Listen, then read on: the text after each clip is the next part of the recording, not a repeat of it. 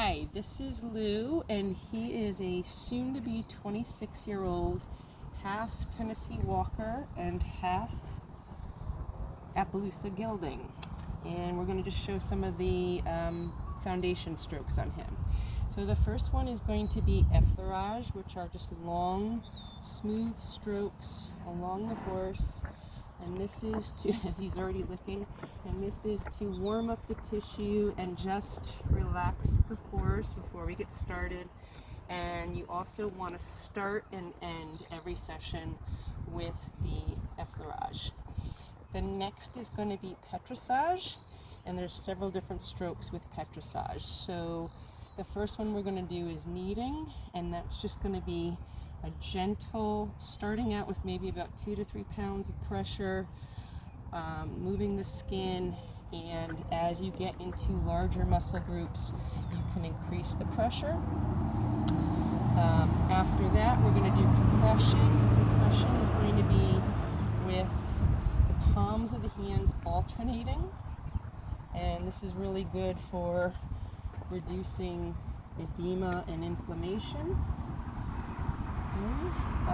Next we're going to do muscle squeezing, and that's really nice up at the crest of the neck or even at the tail, and you're just taking the muscle and just giving a gentle grasp to it and squeezing.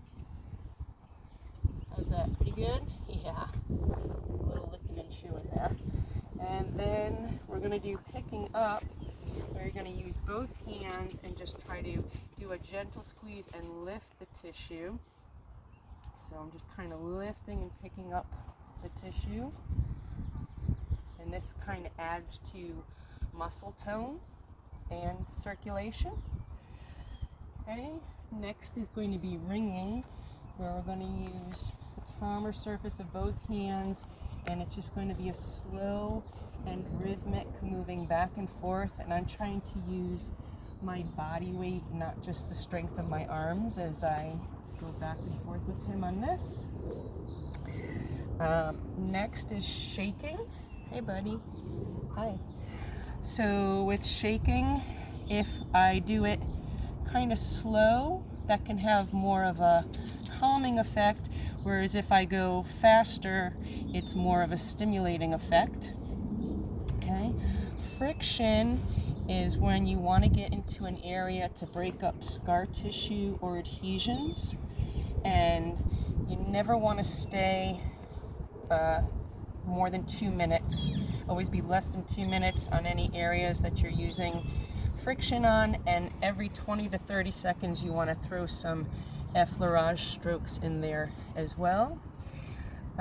Skin rolling is just kind of gently lifting the skin, kind of bringing it between my fingers and rolling it towards me, and that's a good way to try to prevent those adhesions from coming out in the first place, and also to help maintain the elasticity of the skin.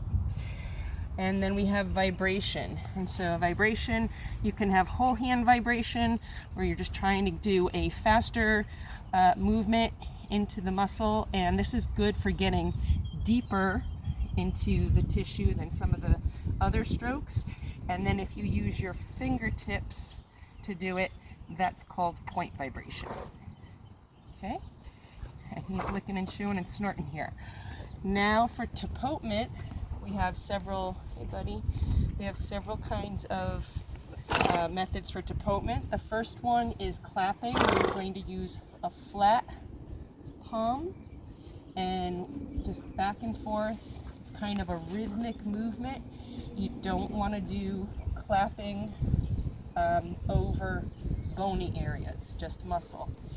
A softer version of clapping that you can use, like over the ribs or around bony structures, would be cupping.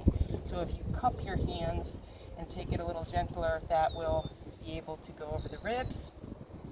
There's also hacking, which is kind of like a karate chop, and that's kind of nice over the back and the hindquarters.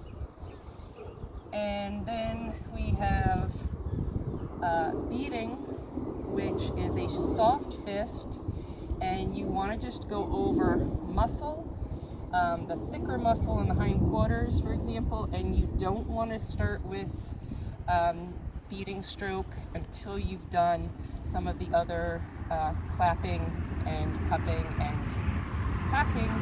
And then the last one is pounding. You're going to have a stronger fist. That's when you're going to go into maybe 10 to 25 pounds of pressure, and that's only going to be over the thicker muscle groups. And you could go, like I said, 10 to 25 pounds of pressure. And then you're always going to finish all your sessions again back with your long effleurage strokes.